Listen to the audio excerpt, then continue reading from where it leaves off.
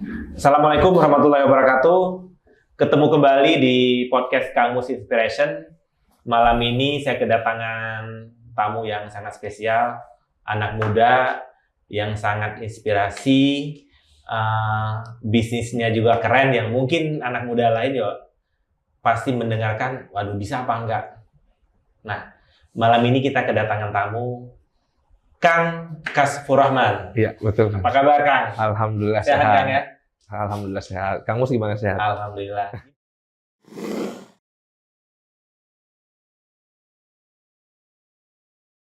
Gimana bisnis? Alhamdulillah ya lancar lah gitu. Lancar, Walaupun ya? pandemi, maupun masih musim pandemi juga insya Allah masih lancar. Di jalan terus ya. Alhamdulillah. Jadi Kang Kas ini punya bisnis di peternakan sapi dan domba. Iya. Menggelutinya dari lulus kuliah. Pandemi kena penyakit kuku dan apa? Mulut dan kuku. Mulut dan kuku juga bisa dilewati. Tapi kita sebelum ke sana, kita mencoba mengupas dulu dari sisi perjalanan Kang Kas dulu. Iya, siap. Kang Kas orang Sunda, Betawi atau Sumatera Barat ya? Kalau saya sih bilangnya orang Indonesia aja. Indonesia, Ya kan? Campur ya? Campur ya. Ibu dari Bukit Tinggi, dari Sumatera Barat. Ayah dari Banten ya, Cilegon. Cilegon Ya, berarti Sunda lah ya? Ya. Justru Jawa. Oh Jawa ya? Iya, justru ayah itu ngomongnya Jawa. Gitu. Jawanya Jawa Cirebon, Jawa Ngapak lah kalau kita bilang gitu. Lahir tapi di Depok. Oh, lahir di Depok. Ya, lahir di Depok sampai sekolah SMA di Depok. Oh, jadi masa-masa kecil di Depok itu ya setengah Sunda lah ya, Betawi pinggir. Iya, benar. Antara Betawi, kalau Sundanya ada, Betawinya juga ada. Dulu kan bagian dari Bogor dulu. Iya benar, masih dulu. Ya sekarang masih Jawa Barat ya. Iya betul. Oke, jadi sampai SMA di Depok, mulai kuliah baru ke Bogor di IPB. IPB angkatan saya 2008 atau 45 lah. 45. Jadi biasa kalau IPB itu ngomong angkatan udah bisa dihitung umurnya. Bisa dihitung benar.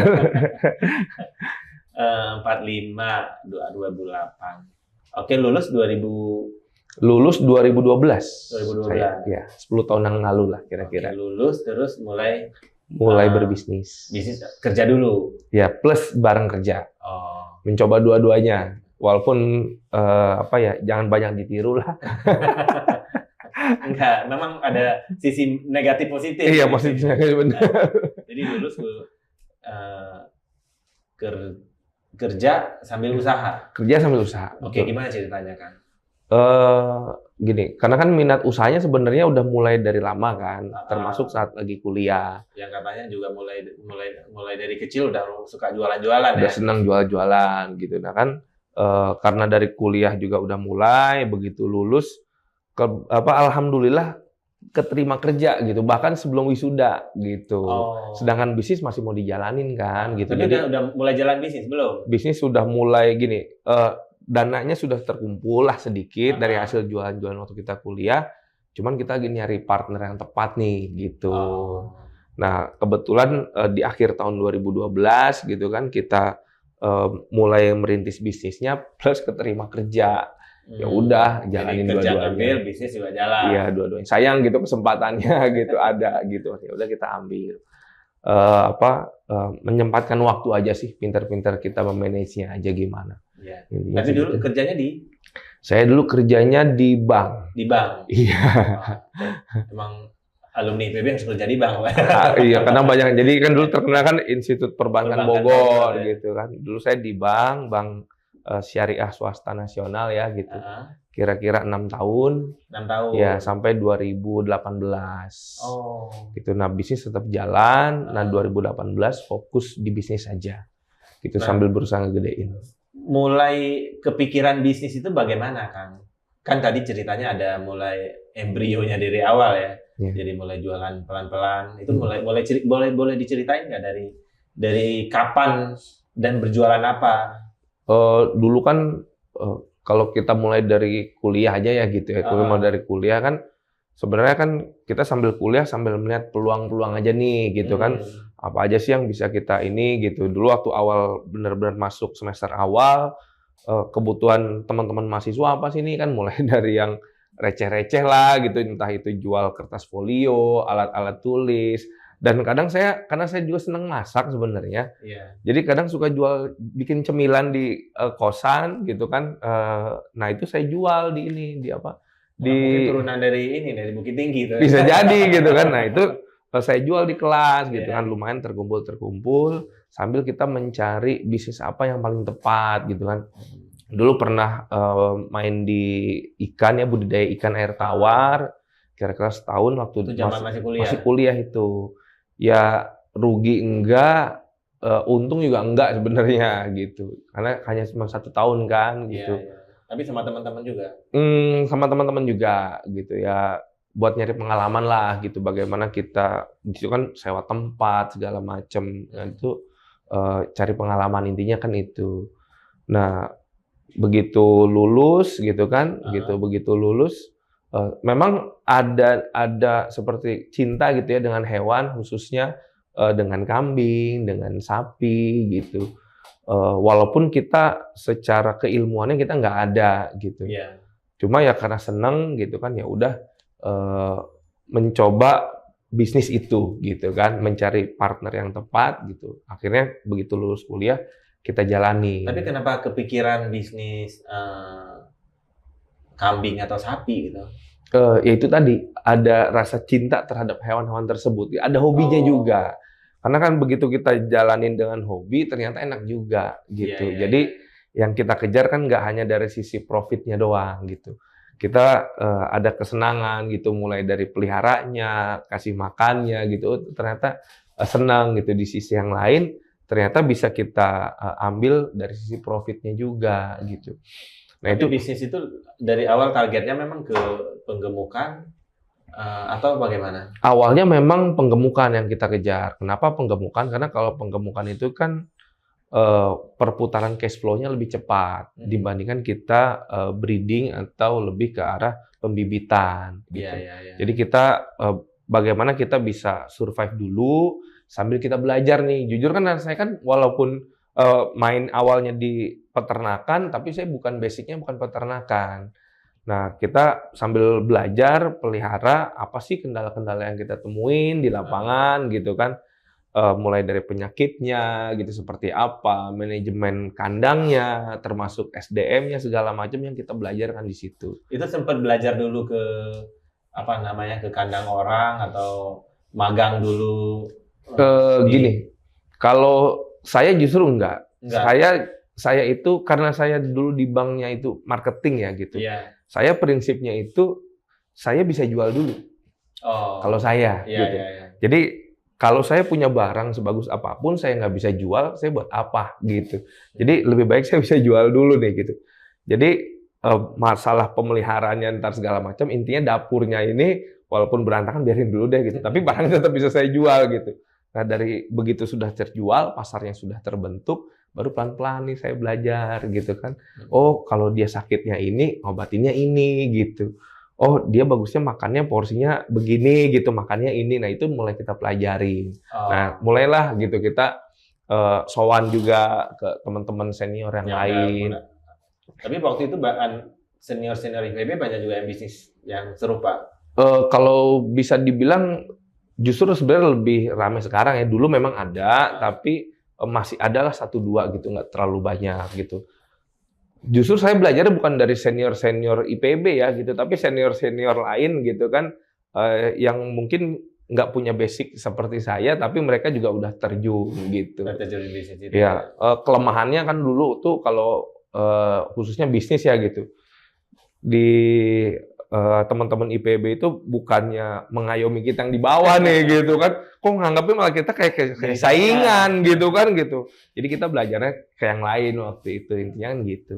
Tapi ya sama-sama lah gitu, sama-sama ngebangun itu aja sih. Terus berpartner sama teman IPB juga atau ya berpartner dengan teman IPB juga, senior kita dari angkatan 43 ya berarti ya. Itu saya kan 45, beda 2 tahun. Dulu awalnya bertiga. Awal bertiga, sekarang yang satu sudah enggak. Dulu di tahun pertama udah langsung out gitu. Jadi sekarang tinggal berdua selama 10 tahun. Alhamdulillah sampai sekarang masih jalan. Udah 10 tahun ya. Biasa bisnis kan fasenya bertahan 5 tahun. Iya. Setelah 10 tahun, nanti setelah 20 tahun berarti udah aman. Iya. Tapi 5 tahun udah aman, udah bagus. Sekarang prospeknya masih oke? Bagus sekali. Bagus sekali. Bahkan makanya kan kalau di Jawa Barat ini kan sedang digembar-gemborkan terkait petani milenial. Oke. Karena memang dari Pemprov itu kemarin kita juga sempat ikut ya, mulai dari sosialisasinya segala macam. Pertanian itu ternyata salah satu sektor yang tumbuh di saat pandemi. Iya. Gitu. Tapi memang punya beberapa kekurangan, itu adalah regenerasinya yang kurang. Gitu. Nah, itu yang itu kenapa itu? Apa ya? Mungkin melihatnya ya dari sisi pertanian itu mungkin kotor, mungkin tidak menguntungkan gitu kan. Padahal kalau kita gali lebih dalam itu sebenarnya bisnisnya sangat prospek, industrinya juga menerima, dan itu tadi pertanian itu kan terkait masalah primer ya, urusan perut orang gitu. Itu yang paling utama sebenarnya gitu. Nah, apalagi kita bangsanya besar gitu kan. Nah, ini peluang gitu, terutama untuk yang muda-muda nih. Gitu. Sebentar Kang, ini Sobat Kang Mus, jarang-jarang bisa kita kupas ini bisnis peternakan ya, mumpung sama ahlinya yang terjun udah 10 tahun di bisnisnya, anak muda, orangnya ganteng, tapi mau kotor-kotoran, tapi tidak harus kotor-kotoran sebetulnya kan. Nah, jadi ini tonton sampai selesai karena ilmu sangat penting. Semua orang bisa melakukan ya bisnis ini kan? Sebenarnya bisa. Tidak, kan Akang sendiri juga lulusan IPB, apakah belajar peternakan? Bukan juga ya? Bukan, saya ekonomi. Ekonomi ya. Jadi belajar di ekonomi, punya bisnis di peternakan, dan ya sangat sukses. Orang lain juga bisa meniru ya. Bisa. Kang, kita kupas malam ini, kita berikan informasi pemahaman ke Sobat Kangmu semua, bahwa bisnis peternakan itu sangat menjanjikan. Yang teman-teman sekarang semuanya kepingin jadi bisnis yang instan kan? Anak muda senangnya nongkrong, tapi kenapa nggak berusaha? Coba dipikirkan, kita kupas malam ini, semoga memberikan inspirasi buat yang masih muda, yang masih galau cari bisnis apa nih yang menguntungkan di 2023. Kita kupas malam ini ya. Jadi oke banget Kang ya. Bisnisnya oke banget. Oke banget, prospektif banget. Nah, apakah harus punya modal untuk terjun di bisnis ini?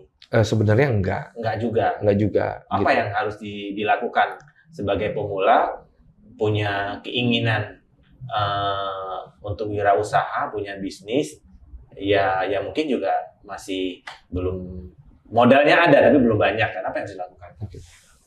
Kalau kita benar-benar bicara dari nol ya, gitu ya. Bisnis pertanian khususnya peternakan ya.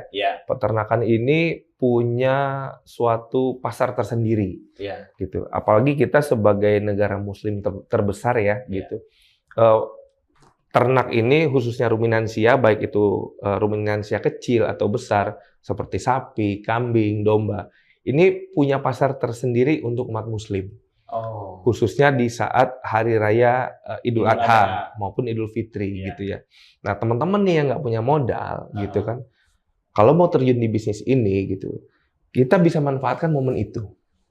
Nah, momen itu kita jadikan untuk ajang kita berjualan, ajang kita berpromosi. Kita bisa ambil barang dari manapun. Anggaplah kalau kita berbisnis online sekarang itu, dropshipper juga banyak ya kan. Dia nggak perlu punya barang. Tidak harus punya kandang. Iya, nggak harus punya kandang gitu. Jadi yang difikirkan itu untuk teman-teman yang awal mau buat gitu, itu nggak harus dia bikin kandang dulu, karena itu butuh modal besar. Ya pasti kan mikir dulu kan harus punya lahan. Iya, punya lahan, betul. Terus gimana belum urusnya? Pengadaannya juga belum, barangnya segala macam. Kita akan kupas semua kan, termasuk ini gimana menghadapi penyakit, menghadapi pencurian segala macam ya. Tapi semua bisa dikontrol dan dikondisikan ya. Bisa. Nah, itu tadi gitu. Intinya kita jualan dulu lah. Gitu. Begitu sudah bisa jualan, pasarnya sudah terbentuk kan enak gitu. Anggaplah kita punya kambing atau domba, kita bisa jual sekian ekor gitu. Anggaplah 30 ekor atau 50 ekor. Nah, dari situ baru kita pelihara sendiri. Gitu. Untuk awalnya pemula jadi modal cari perputaran dulu kan. Iya gitu. Jadi jangan dibalik gitu. Kita pelihara dulu, nanti seperti yang lain biasa gitu. Pemasarannya kemana gitu kan. Itu yang pusing. Nah, kalau saya balik karena itu punya momen tadi. Gitu. Kenapa momen tadi dimanfaatkan? Karena saat itu orang benar-benar butuhnya itu yang ya udah lo ada barangnya pasti gue beli gitu. Karena permintaannya saking tingginya gitu. Dan harganya juga lagi bagus dan itu bisa dimanfaatkan. Begitu udah punya banyak ya kan modal terkumpul baru buat. Nah, tapi kan bicara di balik itu jaringan juga penting ya. Jaringan juga penting bisa, betul. Ya kan jaringan misalnya Idul Adha kan bisa melalui DKM masjid, betul, melalui perumahan segala macam ya. Betul. Nah itu ya itu tadi ketika masuk hari raya umat Muslim gitu kan itu bisa kita manfaatkan palingnya minimal keluarga kita yang paling inti ya kan kerabat kita, saudara kita. Karena ketika dia sudah masuk harinya untuk hari raya untuk berkurban gitu, mereka pasti beli gitu. Tapi itu kalau Idul Adha kenaikan harga rata-rata berapa persen kan dari dibanding normal? Kenaikan harga itu rata-rata antara 20 sampai 25% dari harga normal. 20 sampai 25%. Ya. Nah, kalau kambing sendiri itu proses penggemukannya berapa bulan sampai siap untuk jadikan berkurban? Paling minim 3 bulan. 3 bulan. Ya, paling minim 3 bulan. Kalau kita ambil ke lebih bagusnya sebenarnya lebih panjang nggak ada masalah. 6 bulan oke gitu. Bahkan sampai 1 tahun pun nggak ada masalah. Karena dia pergerakan harganya itu cenderung naik linier. Gitu. Terus naik. Jadi tidak fluktuatif naik turun. Nah, jadi walaupun kita perpanjang masa pemeliharaannya itu tetap aja harganya akan untung. Harganya akan naik terus gitu. Nah, tapi misalnya Idul Adha itu harus habis di Idul Adha apa? Seandainya ada sisa masih bisa dijual kembali di market? Bisa dong gitu. Bisa, ya, kalau kita kan begitu hari raya Idul Adha juga nggak semua kita habiskan. Jadi kita masih banyak ada akikah, ada betul. Nanti gimana? Kita nggak bisa makan sate kambing lagi. Iya. Memang perbedaannya dari sisi harganya aja sih gitu. Begitu puncaknya sudah lewat, dia perlahan-lahan tapi yang pasti sih nggak mungkin rugi ya. Nggak. Mungkin marginnya aja kan akan menurun. Akan menurun gitu.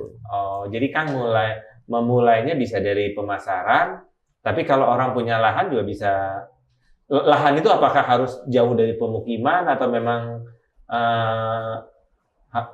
harus ada rada ke gunung sana atau gimana, Kang? Sebenarnya antara dekat atau jauh dari pemukiman ya intinya kan itu ya. Itu punya plus minus tersendiri. Kalau kita dekat dengan pemukiman berarti kita dekat dengan market kita. Tapi problemnya adalah nanti dari sisi sosialnya. Betul. Kemudian juga dari sisi pakannya. Tentunya kan gini, ternak itu pakan utamanya itu adalah hijauan. Dia makan alaminya dia adalah rumput. Nah, di daerah perkotaan itu jumlahnya pasti terbatas. Sedikit berbeda dengan yang di pedesaan. Gitu. Jadi kalau kita buka di wilayah perkotaan, tantangannya itu masalah sosial dan pakan. Tapi kalau kita buat di pedesaan, sosialnya konfliknya lebih rendah, ketersediaan pakannya lebih tinggi gitu. Tapi dari market lebih jauh gitu aja. Nah, kalau pakannya sendiri lebih ke alamiah, rumput segala macam yang ditanam dipotong diberikan ke kambing atau memang udah berbentuk pelet sekarang? Dua-duanya kita kombinasikan sekarang. Fungsinya pakan tambahan itu kan untuk booster ya.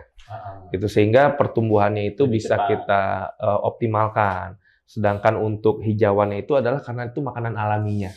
Anggaplah kalau kayak orang itu pasti dia lebih kuat kali ya. Ya nutrisinya itu lebih terpenuhi gitu kan kalau kita pakai booster tadi, sedangkan hijauannya itu dari sisi kealamiannya tadi karena dia kan hewan memamah biak.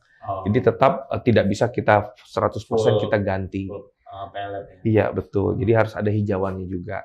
Jadi kalau bahasa kerennya sekarang itu animal welfare-nya itu harus juga kita kedepankan. Jadi kesejahteraan ternaknya itu tetap kita perhatikan gitu.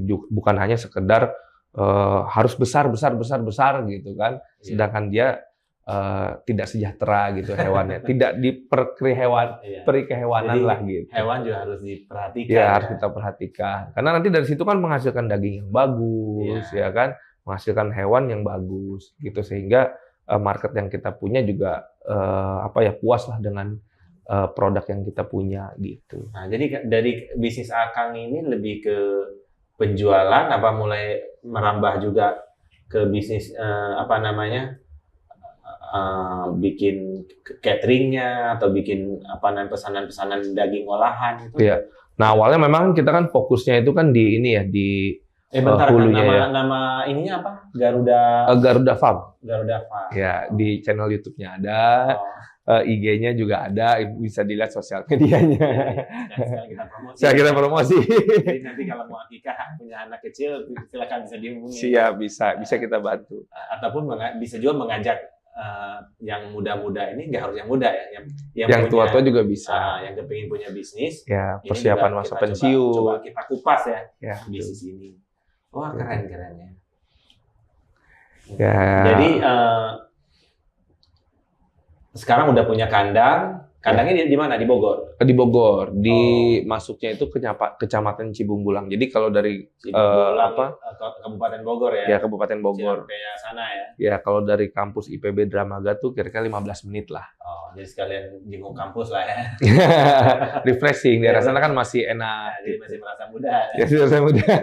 Merasa ke kampus. Merasa ke kampus, betul. Oh, jadi sana sekarang lebih fokus penggemukan berarti ya? Ya. Marketnya mana, Kang? Kalau market yang jelas Jabodetabek kita layanin. Oh, oke. Gitu. Jadi pasar-pasar kita di Jakarta juga banyak. Baik itu diantar apa harus diambil? Walaupun 1 ekor kita antar. Oh, tetap diantar. Ya, jadi kita melayaninya itu tidak hanya hewan hidup ya. Iya. Tapi ada yang sudah dipotong dalam artian untuk melayani kebutuhan rumah-rumah akikah. Iya. Kalau akikah dipotong baru diantar. Ya, dipotong, sudah dicacah gitu kan. Nanti dia tinggal masak tuh. Nah, itu melayani juga. Itu kita layani juga. Itu kena biaya tambahan. Biaya tambahan, biasanya biaya potong. Nah, ya juga kalau memang mau diolah, dimasak,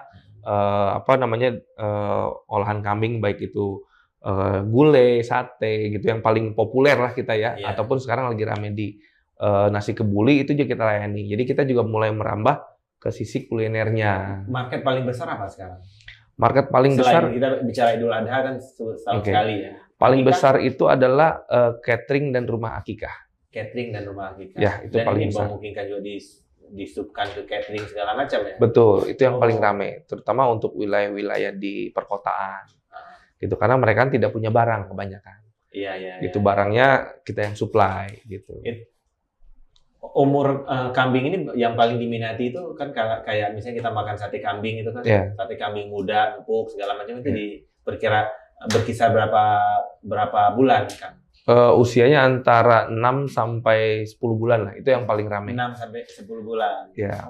Jadi kalau bisa dibilang yang remaja lah, jadi tidak terlalu tua. Gitu. Nah, itu yang paling ramai. Kalau udah di atas itu biasanya buat kurban biasanya. Gitu. Karena kan kurban sampai setahun. 1 tahun itu syarat paling ininya. Ada ininya ya. Ya, karena ada syarat-syarat yang sifatnya mandatori tadi. Iya. Harus dipenuhi gitu. Salah satunya masalah usia tadi. Nah, di bisnis ini problem paling berat apa, Kang? Apakah kita harus menjaga kesehatannya, pencuriannya atau bagaimana? Tingkat kematiannya? Yang paling berat itu sebenarnya apa ya? Sebenarnya di sisi pemasaran juga hampir semua lini sebenarnya berat jadi tantangan. Tapi yang kalau kita rasakan di Garuda Farm ya gitu, itu memang dari sisi pemeliharaan ya gitu. Ya, pemeliharaan itu memang kita harus intens, harus kita selalu ready mulai dari obat-obatan segala macam, sehingga makanya kita harus sering koordinasi nih dengan teman-teman di dinas peternakan gitu tapi kan semua farm itu pasti dimonitor sama dinas peternakan kan? Betul. Nah, tinggal kita pinter-pinter ini aja komunikasinya, karena kan mereka kan dalam kondisi juga mungkin keterbatasan SDM gitu, sehingga nggak semua kandang juga bisa mereka monitor dengan ini. Iya. Tapi kita tidak harus punya dokter hewan sendiri ya? Kalau punya sendiri bagus gitu. Nah, kalau di kita ini karena tadi ya banyak otodidaknya ya gitu. Nah, ini bahkan jadi kita sudah bisa mentreatment hewan kita sendiri. Jadi kita jadi dokter hewan dadakan gitu. Karena ya pengalaman 10 tahun tadi. Sebenarnya kalau dibilang dibolehkan ya untuk hewan kita sendiri boleh-boleh aja. Tapi kalau kita mau praktek lah gitu ya di luar ya nggak boleh. Kalau pengalaman harian itu yang paling banyak sering nggak kena penyakit?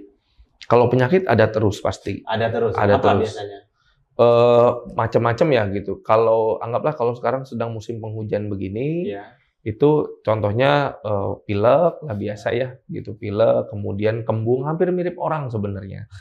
Itu, nah itu Kalau kena angin masuk angin. iya, kalau kena angin masuk angin, hampir mirip sama orang sebenarnya. Makanya unsur kecintaan kita terhadap ternak itu juga harus harus dikedepankan. Harus diperhatikan. Gitu. Harus diperhatikan, nggak cuma sekedar pelihara kasih makan doang. Gitu. Tapi yang pasti sistemnya bukan kalau kayak di peliharaan di Australia itu kan mereka dilepas itu. Kalau di kita kan tetap di kandang ya. Iya betul. Sebenarnya kalau dilepas nanti banyak yang merasa memiliki.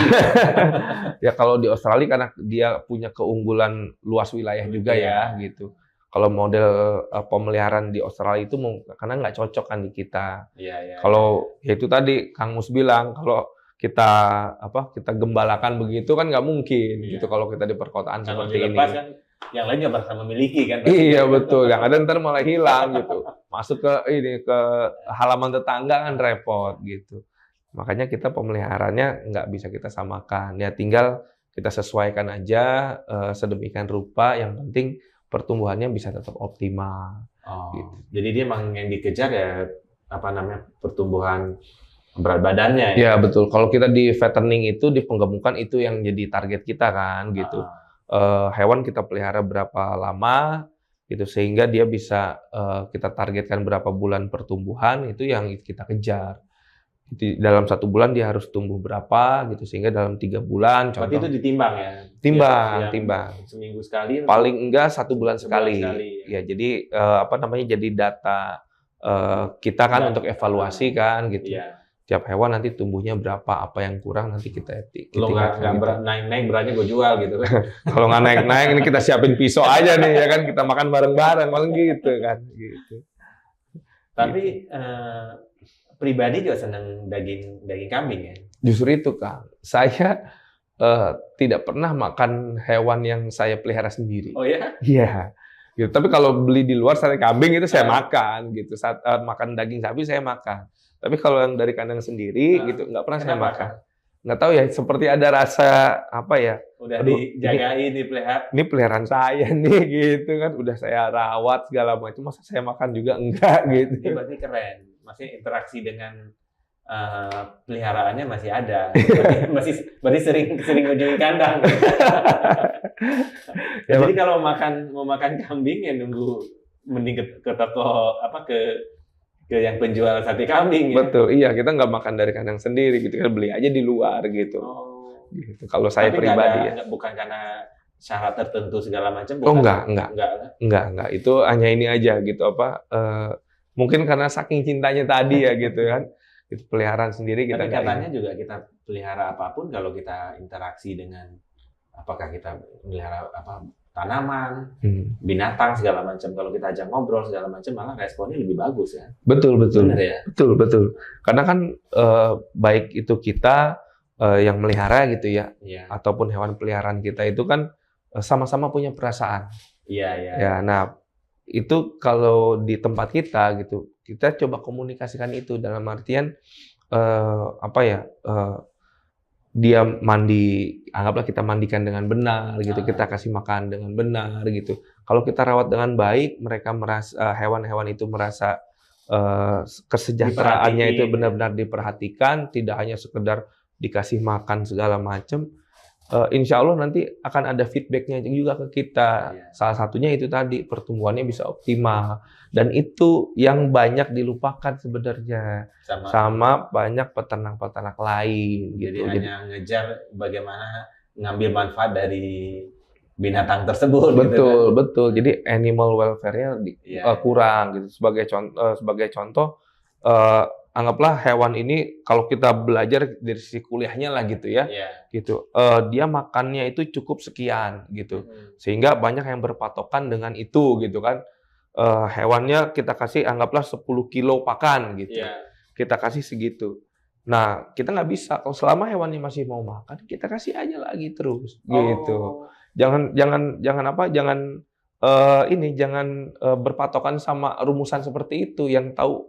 Perutnya dia kan dia sendiri gitu. Biasanya hewan itu ada ada bahasa dia sendiri. Sebagai contoh, kalau dia masih lapar gitu, dia biasanya nggak mau duduk, masih diri gitu. Kadang ada orang dia masih merhatiin gitu, seakan-akan minta dikasih lagi gitu.